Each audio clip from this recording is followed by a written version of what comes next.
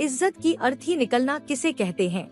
यह कोई मुझसे पूछे। मैं दुल्हन बनी बैठी थी, मेरी बारात आ चुकी थी, मैं बहुत खुश थी। शादी का दिन लड़कियों के लिए हमेशा ही नए नए ख्वाब सजाए लेकर आता है, जिनको पूरा वो अपनी नई जिंदगी में करती है। मैं भी ऐसे ही खूबसूरत ख्वाब सजाए अपने दोस्तों के साथ स्टेज तक आई थी, जहां मेरी वरमाला होनी थी। मैं स्टेज पर अपने होने वाले पति के बराबर में ही बैठ गई थी। कुछ देर में वरमाला की रस्म शुरू होने वाली थी कि तभी एक ऐसा हंगामा मचा कि मेरी जिंदगी बदल कर रह गई। वरमाला के मौके पर सब लोग ही स्टेज के इर्द गिर्द ही जमघटा लगाए हुए थे। वरमाला की रस्म को देखने का सबको ही शौक होता है, ऐसा ही कुछ इस वक्त भी था। सब लोग ही स्टेज के इर्द गिर्द ही खड़े थे जब वो आदमी सबको हटाता हुआ स्टेज पर आया था। इससे पहले कि वरमाला की रस्म शुरू होती, वो आदमी कहने लगा, यह शादी नहीं हो सकती। ये सुनकर मेरे साथ साथ सभी हैरान हो गए। मैंने उस आदमी को घूर कर देखा था। मेरे पापा और मेरा भाई उसे देखकर कहने लगे, ये क्या बदतमीजी है, कौन हो तुम और यहाँ किस मकसद से आए हो? वो कहने लगा, आरती मुझे अच्छी तरह जानती है, आप आरती से पूछे कि मैं कौन हूँ। ये सुनकर सबकी नजरें मुझ पर जमी थी, यहाँ तक कि मेरे बराबर बैठा मेरे होने वाला पति भी मुझे देख रहा था। मेरे पापा गुस्से से मुझे देखने लगे, कहने लगे, आरती कौन है ये?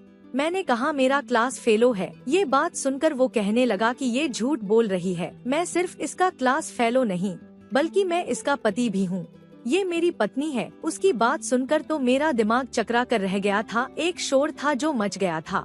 सभी हैरानों परेशान एक दूसरे की शक्ल देख रहे थे। मेरे पापा मेरे पास आ गए, कहने लगे, ये क्या कह रहा है? मैंने कहा, पापा ये झूठ बोल रहा है, मेरी इससे कोई शादी नहीं हुई। वो कहने लगा, आरती क्यों झूठ बोल रही हो? क्यों नहीं बता देती सबको सच कि तुम मुझसे मोहब्बत करती हो और मैं भी तुमसे मोहब्बत करता हूँ और हम दोनों ने शादी भी कर ली है आपसी रजामंदी से। मैं तो उस आदमी को देखकर हैरान थी, कितने फटी से झूठ बोल रहा था। मैंने कहा, क्यों झूठ बोल रहे हो तुम? क्यों मेरी इज्जत की अर्थी निकालने पर तुले हुए हो? तुम जानते हो कि मैंने ऐसा कुछ नहीं किया। वो कहने लगा, मैं आ गया हूँ ना आरती, अब तुम्हें डरने की कोई जरूरत नहीं है। हमने प्यार किया था, कोई पाप नहीं किया था और मैं सारे सबूत भी अपने साथ लेकर आया हूँ। शादी पर शादी नहीं हो सकती। तुम कैसे अपने माँ बाप के डर की वजह से यह पाप कर सकती हो? ये कहकर उसने अपनी जेब से कुछ कागजात निकालकर सामने टेबल पर रखे थे।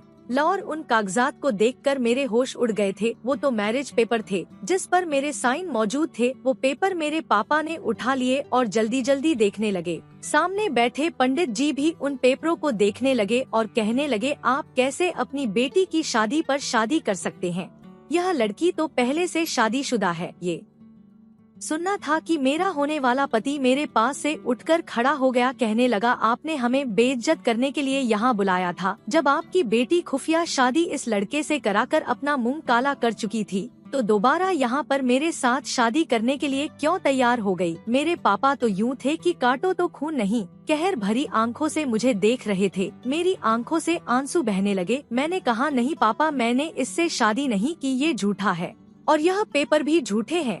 वो कहने लगा, पहले इसकी सहेलियों से पूछे, क्या यह मुझे नहीं जानती?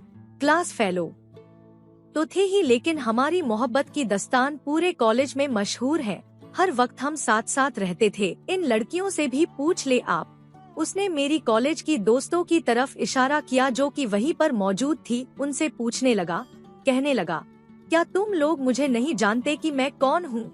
मेरी सहेलियां खामोशी से नजरें झुका गई। कहने लगा, क्या मैं और आरती कॉलेज में साथ नहीं होते थे? हम एक दूसरे से बातचीत भी करते थे, हंसी मजाक भी होता था। वो जितनी ही बातें कह रहा था सच था, लेकिन यह भी सच था कि शादी नहीं हुई थी।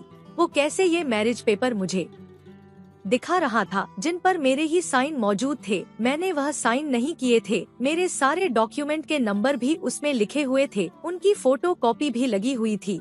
सब कुछ था, लेकिन मुझे अच्छी तरह याद है मैंने उसे कोई कोर्ट मैरिज या मंदिर में शादी नहीं की थी।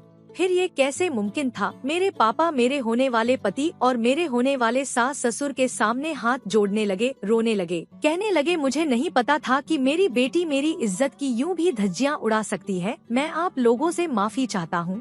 मैंने कहा, पापा मैं सच कह रही हूँ, ये आदमी झूठ बोल रहा है। मैंने उससे कोई भी शादी नहीं की। लेकिन मेरी सुनता कौन? मैरिज पेपर उसके पास मौजूद थे और उन पर मेरे साइन भी मौजूद थे। पूरे कानूनी कार्यवाही पूरी थी, पर मैं जानती थी मैंने कोई कोर्ट मैरिज नहीं की थी। मेरे पापा ने कहा, क्यों झूठ बोल रही हो, शर्म नहीं आती तुम्हें? अगर तुमने ऐसा ही कुछ कर लिया था तो मुझे बता देती, मुझे यह सबके सामने रुस्वा ना करती। तुमने तो मुझे जीते जी मार डाला। काश के मुझे पता होता कि तुम मुझे यह जिल्लत का तमाचा मारोगी तो मैं पैदा होते ही तुम्हारा गला दबा देता। मेरे पापा ने मुझे बाजू से उस आदमी की तरफ धकेलते हुए कहा था, दफा हो जाओ यहाँ से। उस आदमी ने पल भर में ही मेरी सारी खुशियाँ गम में बदल दी थी। इससे पहले कि मैं नीचे जमीन पर गिरती उसने मुझे संभाल लिया। मैंने उसे पीछे धकेला था। मैंने कहा, हाथ मत लगाओ मुझे, इतना घटिया और झूठा इल्जाम लगाकर क्यों कर रहे हो तुम? यह सब कुछ है। वो कहने लगा, अब सबको पता चल गया आस्था, जो होना था वह हो चुका है, बस भी कर दो, चलो मेरे साथ। इससे पहले कि वह मेरा हाथ थामता मैंने अपना हाथ वापस खींच लिया। मैंने कहा, मैं तुम्हारी कुछ नहीं लगती, मैंने ऐसा कुछ नहीं किया। मेरा भगवान जानता है मैं झूठ नहीं बोल रही। मैं अपनी माँ के पास आ गई जो रोए जा रही थी। मैंने कहा, माँ मुझे आपकी कसम है मैंने ऐसा कोई काम नहीं किया। लेकिन उन्होंने मेरे मुंह पर थप्पड़ मार दिया। कहने लगी, दफा हो जाओ यहाँ से, हमारे घर में तुम्हारे लिए कोई जगह नहीं है। जिसके साथ अपना मुंह काला किया है, अब जिंदगी उसी के साथ गुजारो। समझो कि हम मर गए तुम्हारे लिए और हम यह समझेंगे कि तुम हमारे लिए मर गई। आइंदा हमारे घर में कभी कदम मत रखना। तुमने तो हमें कहीं मुंह दिखाने के काबिल नहीं छोड़ा। मेरी माँ ने मेरा बाजू पकड़ा और उस आदमी के हाथ में दे दिया। कहने लगी, ले जाओ इसे यहाँ से, अब दोबारा कभी पलटकर यहाँ मत आना। वह मेरा हाथ पकड़े सबके सामने मुझे घसीटते हुए हॉल से बाहर लेकर आया था, जहाँ मैंने इज्जत से विदा होकर आकाश के साथ जाना था। मैं वहाँ से जलील होकर निकली थी। मैं लगातार उससे अपना हाथ छुड़ा रही थी, लेकिन उसकी पकड़ बहुत मजबूत थी। बाहर उसकी गाड़ी खड़ी थी। उसने गाड़ी का फ्रंट डोर खोला और मुझे वहां बैठाया, दरवाजे के बड़े जोर से बंद किया और जल्दी से दूसरा दरवाजा खोलकर खुद बैठ गया। इससे पहले कि मैं दरवाजा खोलती उसने मेरा बाजू पकड़ लिया। कहने लगा, क्यों तमाशा बना रही हो? जो होना था वह हो चुका है। तुम्हारे घर वाले अब तुम्हें कभी भी नहीं अपनाएंगे। मैंने कहा, मैं फिर भी तुम्हारे साथ नहीं जाऊंगी। क्यों झूठ बोला तुमने? क्या बिगाड़ा था मैंने तुम्हारा? कब की थी मैंने तुमसे शादी? वो कहने लगा, घर चलो, सब कुछ याद आ जाएगा तुम्हें। तुमने मुझसे शादी भी की थी, साइन भी किए थे और इस शादी के कई गवाह भी मौजूद है। इस वक्त मैं तुम्हारा पति हूँ। ये कहकर वह गाड़ी चलाने लगा। मैं अपनी गुजरी जिंदगी के बारे में सोचने लगी थी। मेरा उससे ऐसा कोई संबंध था ही नहीं। मुझे कुछ भी याद नहीं आ रहा था, सिवाय इसके कि उसने एक बार मुझे प्रपोज किया था और इस बात को भी 1 साल बीत गया था। उसने मुझे एक बार कहा था कि वह मुझे पसंद करता है, मुझसे शादी करना चाहता है। तब आकाश का रिश्ता मेरे लिए आया था, जिसे मेरे माँ बाप ने मंजूर भी कर लिया था। मैंने दक्ष से कहा था कि मैंने कभी भी तुम्हें इस नज़र से नहीं देखा और न ही मैं तुमसे शादी करना चाहती हूँ। मेरा रिश्ता तय हो चुका है। ये सुनकर उस वक्त वह बहुत उदास हुआ था। कहने लगा, मैं तुम्हें बहुत चाहता हूँ, तुम इस रिश्ते से इनकार कर दो। मुझ में ऐसी कोई भी कमी नहीं है। मेरे पास पैसा है, अपने माँ बाप का इकलौता बेटा हूँ, जो चीज चाहे खरीद सकता हूँ। तुम्हें दुनिया जमाने की खुशियाँ तुम्हारे कदमों में ढेर कर दूंगा। मैंने कहा, बात पैसों की नहीं है आर्यन, मेरा दिल नहीं मानता। असल बात यह थी कि वो कुछ अय्याश टाइप का था, सिगरेट पीता था, शराब भी पीता था। इसके अलावा उसके कई गर्लफ्रेंड भी रह चुकी थी। मुझे ये सब पसंद भी नहीं था। वो हमारा क्लास फेलो था, हमारे साथ बातचीत करता था तो मैं भी उससे बात कर लिया करती थी। अक्सर ऐसे होता कि कैंटीन में मैं अपनी दोस्तों के साथ बैठी होती तो वो भी आ जाता, मुझसे नोट्स मांगने लगता तो मैं उसे दे देती थी, बातचीत भी कर लेती थी। मैं नहीं जानती थी कि जबरदस्ती उसका मेरे आगे पीछे घूमना मुझे कॉलेज में सबकी नजरों में बुरा बना चुका है। बाकी का रास्ता मेरा रोकर गुजरा था। बड़े से बंगले के सामने उसने गाड़ी का हॉर्न बजाना शुरू किया। कुछ ही देर में चौकीदार ने दरवाजा खोल दिया। उसने गाड़ी अंदर पार्किंग एरिया में पार्क की, खुद गाड़ी से नीचे उतरा। मैं अब भी बेजान बैठी थी। मेरा फ्रंट डोर खोलकर कहने लगा, बाहर आओ आरती। मैंने उसे शिकवा भरी नजरों से देखा था, अपने आंसू पोंछे और बाहर निकल आई। मुझे दुल्हन के रूप में देखकर उसका चौकीदार हैरत से मुझे तो कभी आर्यन को देख रहा था। वो मेरा हाथ थामे बंगले के अंदरूनी तरफ ले जाकर लॉन्च का दरवाजा खोलकर घर में दाखिल हुआ। घर में नौकरों के अलावा और कोई भी नहीं था। उसकी माँ जिंदा नहीं थी और उसके पापा ज्यादातर दूसरे देश में रहते थे। उन्होंने वही शादी कर रखी थी। वो घर में अपनी नौकरों के साथ ही रहता था। वो मुझे अपने कमरे में ले गया, जिसका दरवाजा खोलते ही मेरे होश उड़े थे। उसके कमरे की दीवारों पर बड़ी बड़ी मेरी तस्वीर लगी हुई थी। ना जाने उसने कब खींची थी। कहीं मैं हंस रही थी, कहीं मुस्कुरा रही थी, कहीं अपने बालों की लट को अपनी उंगली में घुमा रही थी। ऐसा मैं अक्सर कर जाती थी। मेरी एक एक अदा को उसने तस्वीरों में कैद करके अपने कमरे में दीवारों पर सजाया हुआ था। कहने लगा, देख रही हो मेरी दीवानगी, इतना चाहता हूँ मैं तुम्हें। तुम्हारी तस्वीर मैंने कैमरे के हर तरफ लगा रखी है ताकि तुम मेरी नजरों के सामने रहो। यह कहकर वह मेरा हाथ थामे अपने बेड पर ले आया। मैं किसी कटी पतंग की तरह बेजान सी उसके साथ जा रही थी। मुझे बेड पर बैठने के बाद कहने लगा, कैसे मुमकिन था कि मैं तुम्हें किसी और की होने देता। मैंने आज तक जिस चीज को चाहा है उसे पाकर ही दम लिया है। अगर वह चीज मुझे आराम से ना मिले ना, तो मैं उसे छीन लेता हूँ। लेकिन यह बात तो पक्की है कि आर्यन मल्होत्रा जिसे चाहता है उसे पा लेता है। मैंने उसके हाथ से अपना हाथ छुड़ाया था। मैंने कहा, मैं कोई चीज नहीं हूँ, जीती जागती इंसान हूँ और तुम्हारे चाहने से मैं तुम्हारी नहीं हो सकती। मुझे तुम अच्छे नहीं लगते। ये कहकर मैं फौरन से खड़ी हो गई। मैंने कहा कि मैं तुम्हारे साथ गुनाह का कोई भी रिश्ता नहीं बना सकती। तुमने यह झूठे शादी के पेपर तैयार किए हैं और मेरे घर वालों को बेवकूफ बना दिया। लेकिन मैं जानती हूँ कि मैंने तुम्हारे साथ कोई शादी नहीं की है, इसलिए मैं तुम्हारी कुछ नहीं लगती और ना ही मैं तुम्हारी अय्याशी का सामान बनूंगी। तुमने मुझे हाथ भी लगाया तो मैं तुमको खत्म कर दूंगी या खुद खत्म हो जाऊंगी। मेरी बात सुनकर वो हंसने लगा। कहने लगा, काम डाउन आरती, क्यों डांट बोल रही हो, हमारी शादी हुई थी। चलो मैं तुम्हें याद करता हूँ। उसने अपनी जेब से मोबाइल निकाला और मेरे सामने वीडियो चला दी।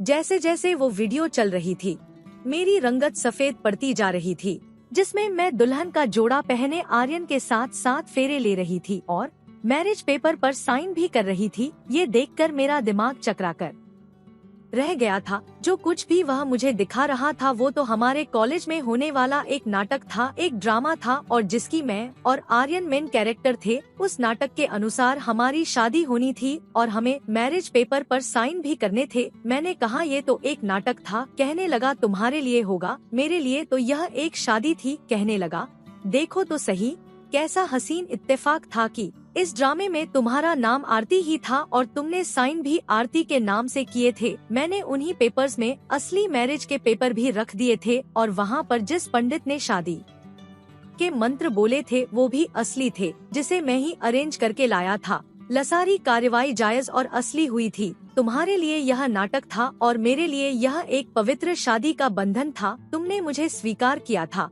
साइन भी किए थे। मैंने तुम्हारी मांग में सिंदूर भी भरा था, तुम्हारे साथ फेरे भी लिए थे और तुम मेरी पत्नी बन गई थी। मैं ये सारी बातें सुन रही थी। मेरे दिमाग में तो वो जैसे किसी सीन की तरह से चलने लगा था। मैं उस समय ड्रामा करना ही नहीं चाहती थी, लेकिन दक्ष ने मुझे मजबूर किया। कहने लगा, देखो तुमने मेरा प्रपोजल भी ठुकरा दिया है, मुझे बहुत बड़ा दुख दिया है। मैं चाहता हूँ हमारी दोस्ती वैसे ही कायम रहे जैसे की थी। तुम मुझसे शादी नहीं करना चाहती, ना करो, लेकिन मेरे साथ इस ड्रामा में हिस्सा तो ले सकती हो ना। मैंने कहा कि नहीं, मुझे कोई दिलचस्पी नहीं है इन चीजों में।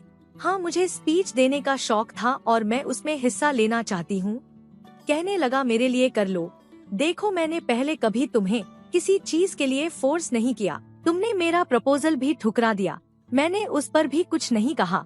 मेरे लिए क्या इतना भी नहीं कर सकती? वो मेरी विनती पर उतर आया था, इसलिए मैंने कहा, चलो ठीक है, लिखवा दो मेरा नाम। ड्रामे का पूरा स्क्रिप्ट उसी ने लिखा था। हमारे प्रोफेसर्स को भी ऐतराज ना था। मैं नहीं जानती थी उसका इरादा क्या था, लेकिन उसने ड्रामे में भी मेरा नाम आरती ही रखा था। यहाँ तक कि मेरे बाप का नाम भी उसने वही रखा जो कि असल नाम था। कहने लगा, यूनिवर्सिटी के कुछ डॉक्यूमेंट्स हैं, मैं अपनी CV बनवाना चाहता हूँ, लाओ तुम्हारी भी बनवा देता हूँ। मैंने कहा, मैं खुद बना लूंगी। कहा, मैं बना दूंगा, कोई बात नहीं। बस तुम मुझे कुछ जरूरी कागजात दे दो। उन पेपर में मेरे जरूरी पेपर भी थे जो उसने मांगे थे। मेरे दिमाग में बिल्कुल ही नहीं था कि वो ऐसी हरकत भी कर सकता है। मैंने उसे वह सारे पेपर्स दे दिए थे। शायद उसने उन्हीं को यूज किया था। अब तक मेरी आंखों से आंसू बह रहे थे। वो कौन सी घड़ी थी जब मैंने उसे स्टेज पर ड्रामा करते हुए अपना पति स्वीकार किया था। उसने मेरी मांग में सिंदूर भरा था, मेरे साथ साथ फेरे लिए थे और मैंने मैरिज पेपर पर साइन भी किए थे। ये सब कुछ एक साजिश के तहत किया गया था। इसमें मेरी रजामंदी बिल्कुल भी शामिल नहीं थी। मैं इन्हीं सोचों में गुम थी जब मुझे अपने चेहरे पर किसी के हाथों का स्पर्श महसूस हुआ। वह मेरे आंसू पोंछने लगा। मैं फौरन से पीछे हुई। मैंने कहा, मैं इस शादी को नहीं मानती। मैंने इसे दिल से स्वीकार नहीं किया था। वो सब ड्रामा था। मैं सच्चाई को नहीं जानती थी। कहने लगा, छोड़ो भी इन बातों को, शादी हो चुकी है। साइन भी तुमने कर दिए हैं, अपने नाम के ही किए थे साइन। और देखो, शादी इसी तरह होती है। असल शादी में कोई दूसरे रीति रिवाज नहीं होते। और मुझे बोर मत करो। ये कहकर वह मेरे करीब आने लगा, लेकिन मैंने उसे पीछे कर दिया। मैंने कहा, खबरदार, तुम लोगों से झूठ बोल सकते हो, लेकिन मैं जानती हूँ कि अगर लड़की की रजामंदी शामिल न हो तो शादी का कोई मतलब नहीं होता। मेरे साथ तुमने बहुत ही घटिया चाल चली थी। मुझे किसी बात की जानकारी नहीं थी। मैं शादी को नहीं मानती। कहने लगा, दुनिया मानती है, यह शादी सही थी। यह कहकर उसने मुझे अपने बाहों में लिया। कहने लगा, बाकी का यकीन मैं तुम्हें आज की रात दिला दूंगा कि मैं तुम्हारा क्या लगता हूँ। बहुत तड़पा हूँ। तुम्हारी संगत के लिए बड़ी मुश्किल से तुम्हें हासिल किया है। जबरदस्ती का एक रिश्ता था जो उसके नजदीक जायज था, लेकिन मेरे नजदीक बिल्कुल नाजायज था। लेकिन मेरे लाख रोने गिड़गिड़ाने पर भी उसने अपनी ख्वाहिश पूरी की थी। मेरी चूड़ियाँ भी मेरी हालत की तरह पूरे बेड पर टूटकर बिखरी पड़ी थी। वो सो चुका था और मैं यूँ थी कि मुझे अपने आप से घिन महसूस हो रही थी। मेरा जी चाहा मैं अपने आप को खत्म कर दूं। मैं बेड से उठकर खड़ी हो गई, दरवाजा खोलकर बाहर जाने लगी, लेकिन दरवाजा नहीं खुल रहा था। शायद लॉक था। मैं भागना चाहती थी, लेकिन दरवाजा खुलने का नाम नहीं ले रहा था। मैं कमरे में इधर उधर निगाह दौड़ाई कि कहीं मुझे कोई खिड़की नजर आ जाए तो मैं वहीं से कूद जाऊं। बेशक मैं मर जाती, लेकिन मैं इस आदमी के साथ एक कमरे में रहना ही नहीं चाहती थी। खिड़की मौजूद थी, लेकिन उसके ऊपर लोहे का जंगला लगा हुआ था। मैं चाहकर भी वहाँ से बाहर निकल नहीं सकती थी।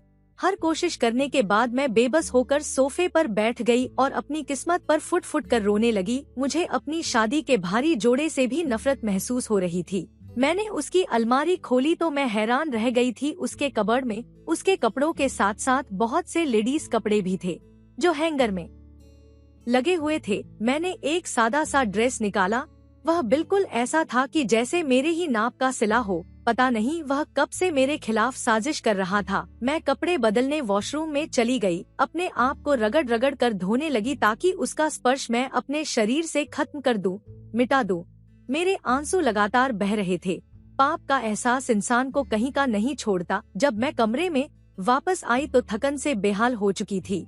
रात भर की जगी हुई थी, इसलिए सोफे पर जाकर लेट गई। मेरी आंखों में गहरी नींद उतरने लगी। शायद शादी की भाग दौड़ और 24 घंटे जगने की वजह से मैं बहुत जल्दी गहरी नींद में जा चुकी थी। जब मेरी आंख खुली तो मेरा कमरा खाली था। मैं उठकर बैठ गई। कमरे का दरवाजा दोबारा से खोलने लगी, लेकिन वह अभी भी लॉक था। उस आदमी ने मुझे कैदी बना कर रखा हुआ था। मैंने दरवाजा बजाना शुरू कर दिया। मैंने कहा, दरवाजा खोलो, मुझे यहाँ नहीं रहना। लेकिन मेरी आवाज जैसे कोई सुनने वाला नहीं था। मुझे गुस्सा आने लगा। ड्रेसिंग टेबल पर पड़े परफ्यूम मैंने दीवार पर मारने शुरू कर दिए।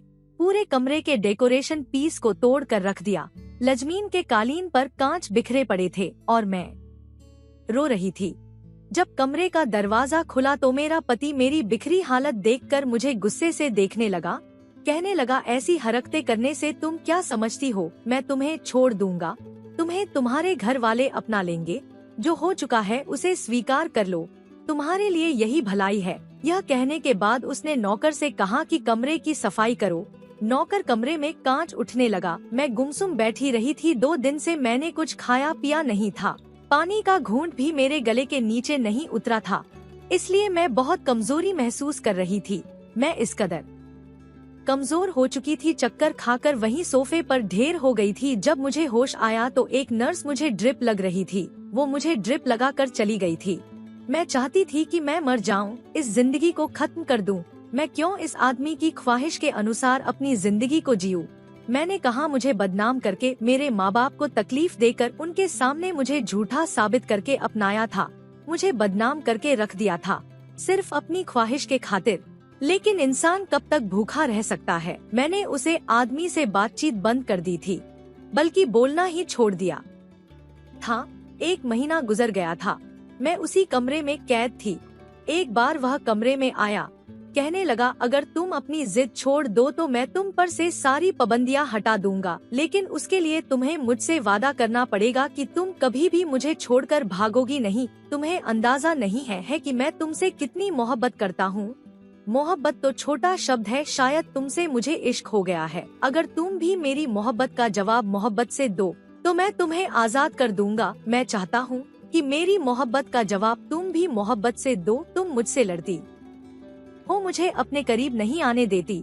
मैं जबरदस्ती करके थक चुका हूँ। एक नॉर्मल जिंदगी जीना चाहता हूँ तुम्हारे साथ। मैंने उसे कोई जवाब नहीं दिया था। मेरे दिल में उसके लिए सिर्फ एक जज्बा था, और वह था नफरत का।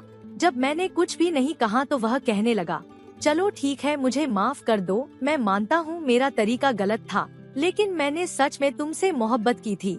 वह मेरे सामने हाथ जोड़ने लगा, लेकिन मैंने उसकी तरफ देखा तक नहीं था। वो मेरी विनती करता रहा, हाथ जोड़कर मुझसे माफिया मांगता रहा, लेकिन ना तो मैंने उसकी तरफ देखा, ना ही कोई शब्द अपने मुंह से कहा था। एक चुप थी जो मैंने साध ली थी, और मेरी वह चुप उसे बर्दाश्त नहीं हो रही थी। वह मेरे पास आता था तो मैं नजर भी नहीं उठाती थी।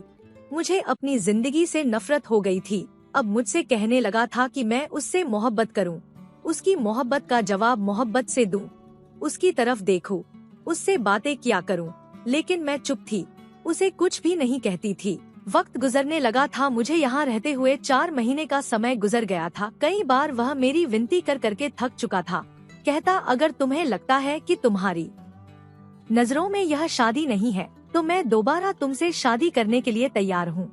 बस तुम मुझे दिल से स्वीकार कर लो, लेकिन चुप मत रहा करो। ऐसा करो, मुझसे लड़ लो, मुझे बुरा भला कह लो, लेकिन यह चुप अपने होठों से हटा दो। तुम्हारी चुप मुझे बेचैन करने लगी है। लेकिन मैं उसके किसी सवाल का जवाब नहीं देती थी। मैं यह जाहिर करती जैसे कि वह कमरे में है ही नहीं, उसे देखती तक नहीं थी। अब तो वो कमरे का दरवाजा लॉक भी नहीं करता था। कई बार दरवाजा यूं ही खुला छोड़ जाता। लेकिन अब मुझे बाहर जाने से डर महसूस होने लगा था। मैं दुनिया का सामना करना ही नहीं चाहती थी। अब रात को जब वह कमरे में आता तो मैं चुपचाप बैठी उसे देखती रहती, फिर अपनी बेड की साइड पर लेट जाती कि उसकी जो मर्जी हो मेरे साथ कर ले। अब मैं उसे मना नहीं करूँगी। मेरी इस हरकत पर वह मुझसे अब नजरें चुरा जाता था। मुझसे पूछता कि तुमने कुछ ठीक से खाया या नहीं, तुम्हें किसी चीज की जरूरत हो तो मुझे बताओ। लेकिन मेरी चुप वैसी की वैसी ही थी। अब वो बहुत ज्यादा सिगरेट पीने लगा था। रात भर सिगरेट पीता रहता था, कभी शराब पीने लगता। जब उसे गुस्सा आता तो मुझ पर चिल्लाने लगता, कहने लगता मुझे तुम्हारी मोहब्बत चाहिए, मुझसे मोहब्बत करो, कहो कि तुम मुझसे मोहब्बत करती हो। उसका मेरे शरीर पर बस था, लेकिन मुझ पर नहीं, मेरी जुबान पर और ना ही मेरे दिल पर। जबरदस्ती मेरे शरीर को वह इस्तेमाल कर सकता था, लेकिन मुझसे मोहब्बत करवा नहीं सकता था। उसे क्या लगता कि मैं रोऊंगी पिटूंगी, उसे बुरा भला कहूंगी और उसके बाद उसकी बेतहाशा मोहब्बत देखकर मैं पिघल जाऊंगी, उसे अपना लूंगी, उसके साथ खुशी खुशी जिंदगी की शुरुआत करूंगी। लेकिन ऐसा नहीं होता, और पत्थर की तो मैं भी नहीं थी। उसने मेरे माँ बाप को बदनाम करके रख दिया था, मेरी इज्जत की धज्जियां उड़ा कर रख दी थी। सबके सामने मुझ पर बदनामी का दाग लगाया, जबरदस्ती मुझे अपने साथ ले आया था। एक झूठ के रिश्ते की बुनियाद पर वह मुझ पर अपना हक जमाता था, मेरे साथ रिश्ता भी बनाता था। कैसे मैं उसे माफ कर सकती थी? एक बार वह मेरे करीब आने लगा तो कहने लगा, क्या चाहती हो तुम? मुझे बताओ, जो तुम चाहती हो मैं वैसा हो जाता हूँ, लेकिन मेरे साथ पत्थर बनकर मत रहा करो। मैं तुम्हारे पास आता हूँ तो लगता है जैसे किसी बेजान पत्थर के पास आता हूँ। मुझे तुम्हारी मोहब्बत चाहिए, मुझे तुम्हारी चुप बर्दाश्त नहीं होती। मुझे तुम्हारी चुप ने अंदर ही अंदर मार दिया है। पहली बार मैंने उसकी आंखों में झिलमिलाते हुए आंसू देखे थे। मेरा जी चाहा कि उसकी इस हालत पर हंसू कह कह लगाऊं। वह हर चीज को हासिल कर सकता है, लेकिन मेरे दिल में अपनी मोहब्बत पैदा नहीं कर सका था और न ही मेरी मोहब्बत को हासिल कर सका था। अब वह पूरी पूरी रात बेचैनी से जागता रहता था और उसे यूं बेचैन और परेशान देखकर मैं सुकून से रहती थी। मुझे बड़े सुकून की नींद आती थी। लेकिन वह अब डिप्रेशन की गोलियां खाने लगा था। उसे मेरी मोहब्बत चाहिए थी। जब उसको नहीं मिली तो अब वह बीमार रहने लगा था। आंखों के नीचे काले गड्ढे पड़ने लगे थे। बेतहाशा सिगरेट पीने लगा था। एक बार मुझसे कहने लगा, मैं तंग आ गया हूँ इस जिंदगी से। मुझे बताओ क्या चाहती हो तुम? या तो मेरे साथ मोहब्बत वाला रवैया रखो या फिर मुझसे तलाक ले लो। मैं तुम्हें तलाक भी दे देता हूँ। वापस लौट जाओ। मैं तुम्हारे घर वालों के सामने अपनी गलती भी मानने को तैयार हूँ। जिस दर्द से मैं गुजर रहा हूँ, मुझे उससे छुटकारा चाहिए। मैंने कहा, तुम मेरी इज्जत मुझे वापस कर सकते हो। इन 4-5 महीना के बाद मैंने उससे बस एक ही सवाल पूछा था, जिसका उसके पास कोई जवाब नहीं था। मैंने मुस्कुराकर उसे देखा। मैंने कहा, इज्जत एक बार चली जाए ना तो वापस नहीं आती। तुम्हें लगा तुम मुझे जबरदस्ती हासिल करोगे, मुझ पर अपनी मोहब्बत निछावर करोगे और मेरे दिल में अपनी मोहब्बत पैदा कर लोगे। मैं तुम पर जान निछावर करने लगूंगी। अगर मुझसे तुम्हें मोहब्बत होती तो तुम मेरी इज्जत का ख्याल रखते। मुझे यूं बेइज्जत करके जबरदस्ती अपनाने की कोशिश नहीं करते। तुम्हें लगा शायद तुम ऐसा जबरदस्ती करोगे तो मैं इस तरह धीरे धीरे तुम्हारे को, तुम्हारी दौलत को और तुम्हें स्वीकार कर लूंगी। तुम्हें शायद औरत की नफरत का अंदाजा ही नहीं। मेरे दिल में तुम्हारे लिए सिर्फ एक जज्बा है और वह है नफरत का। उसका रोना गिड़गिड़ाना मुझ पर बेअसर था। कहने लगा, मुझे समझ आ गया है, औरत को उसकी मर्जी के बिना हासिल करना आसान नहीं है। मैंने कहा, अगर तुम चाहते हो कि मेरी तकलीफ थोड़ी सी कम हो जाए तो मेरे साथ दोबारा शादी कर लो, क्योंकि मैं रोज रोज तुम्हारे साथ पाप नहीं कर सकती थी। भले ही उसकी नजर में वह शादी थी, लेकिन मैं इस शादी को नहीं मानती थी। जब भी वह मेरे करीब आता तो मुझे ऐसा लगता है कि एक गैर मर्द मेरे करीब आता है। उसने मेरे कहने पर खुशी खुशी मुझसे दोबारा शादी भी कर ली थी, इस उम्मीद पर कि शायद मेरे दिल में उसकी मोहब्बत पर पनपने लगे, लेकिन ऐसा नहीं हुआ था। अब तो उसने मेरे करीब ही आना छोड़ दिया था। दूसरे कमरे में सोने लगा था। मैंने देखा अब वह ऑफिस भी नहीं जाता था। शराब और सिगरेट की उसे बुरी तरह लत लग चुकी थी। वह अपनी जिंदगी को धीरे धीरे खत्म कर रहा था। मेरी नफरत उसे चैन से जीने नहीं दे रही थी। एक दिन जब दरवाजे पर दस्तक हुई, मैंने दरवाजा खोला तो मैं हैरान रह गई। मैं कुछ बोल ही नहीं पाई थी। मम्मी ने ही आगे बढ़कर मुझे बाहों में समेटा था। कहने लगी, मेरी बच्ची, हमें माफ कर दे। हमने तेरे साथ बहुत बड़ा जुल्म किया है। मैंने देखा पीछे आर्यन भी खड़ा था, जो शर्मिंदा शर्मिंदा सा नजरें झुकाए हुए था। मम्मी पापा अंदर आ गए और बताने लगे कि आर्यन हमारे पास आया था और उसने हमें सारी हकीकत बता दी है कि जो कुछ हुआ उसमें तुम्हारा कोई दोष नहीं था। उसने तुम्हारे साथ धोखे से शादी की थी। गलती हमारी थी जो हम ही अपने खून पर भरोसा नहीं कर पाए। मेरे माँ बाप मुझसे माफी मांग रहे थे। मेरे माँ बाप की नजरों में मेरी इज्जत बहाल हो चुकी थी। पहली बार आर्यन ने कुछ ऐसा काम किया था कि उसके लिए मेरे दिल में नरम गोसा पनपने लगा था। मम्मी पापा मुझे घर आने कहकर वापस ले गए थे। अगले दिन मैं और आर्यन अपनी मायके भी गई थी। मम्मी पापा ने मुझे हाथों हाथ लिया था। यह सब देखकर मेरे दिल में सुकून उतर आया था। मेरे चेहरे पर फैली मुस्कुराहट देखकर आर्यन भी बहुत खुश था। एक दिन मेरे बचपन की सहेली मुझसे मिलने आई थी। इधर उधर की बातें करने के बाद उसने मेरे और आर्यन के रिश्ते के बारे में पूछा था। उसे भी पता था कि मेरी शादी किन हालातों में हुई थी। मैंने उसे सारी बात बता दी, कुछ भी नहीं छुपाया था। रीमा मुझे समझाने लगी, देख आरती, जो हुआ अच्छा नहीं हुआ, लेकिन यह भी सच है कि अब आर्यन ही तेरा पति है और फिर उसने तेरे कहने के अनुसार तुझसे दोबारा शादी भी कर ली है। मुझे लगता है अब तुझे उसे माफ कर देना चाहिए और वो इस बात का हकदार भी है, क्योंकि उसने अपनी गलती मानकर तेरे माँ बाप को सच्चाई बताई है और तेरी इज्जत तुझे वापस दिलाई है। इन 6 महीने में जितनी तकलीफ आर्यन सह चुका है वह कम नहीं है उसके लिए, अगर वह ऐसे ही खुद को सजा देता रहा तो वो दिन दूर नहीं कि वह अपनी जिंदगी बहुत जल्दी खत्म कर लेगा। रीमा की बात सुनकर मुझे पहली बार एहसास हुआ था कि आर्यन मेरे रवैये की वजह से धीरे धीरे मौत की तरफ जा रहा था। और उस दिन पहली बार मैंने आर्यन के लिए खुद को सजाया था, उसके पसंद का खाना भी बनाया था। और जब वो शाम को घर लौटा तो मुझे देखकर आंखें झपकाना भूल गया था। खाने की टेबल पर पहली बार मैंने और दक्ष ने एक साथ खाना खाया था। वो बहुत खुश था। यह सब करके पता नहीं क्यों मेरे दिल को भी सुकून मिला था। हालांकि मैं तो आर्यन से नफरत करती थी, फिर उसे खुश देखकर मेरे दिल को सुकून क्यों हो रहा था। और जब वह सोने के लिए अपने कमरे में जाने लगा तो मैंने कहा, आर्यन पति पत्नी एक ही कमरे में सोते हैं, अलग अलग कमरों में नहीं। मेरे मुंह से यह सुनना था कि आर्यन खुशी से उछल पड़ा था और उसने मुझे बाहों में भर लिया था। कहने लगा, आरती तुम नहीं जानती तुमने मुझे माफ करके मुझ पर कितना बड़ा एहसान किया है। देखना मैं तुम्हारी झोली खुशियों से भर दूंगा, तुम्हें कभी कोई गम नहीं आने दूंगा। मैं भी इतने महीनों की तकलीफ सह सहकर थक चुकी थी। मैंने भी सुकून से आर्यन के कंधे पर कर टिका दिया था। मैं भी अब अपनी जिंदगी में खुशियाँ चाहती थी। दोस्तों, आप लोग कमेंट बॉक्स में बताना, आर्यन को माफ करके उसे स्वीकार करके मैंने सही किया या गलत।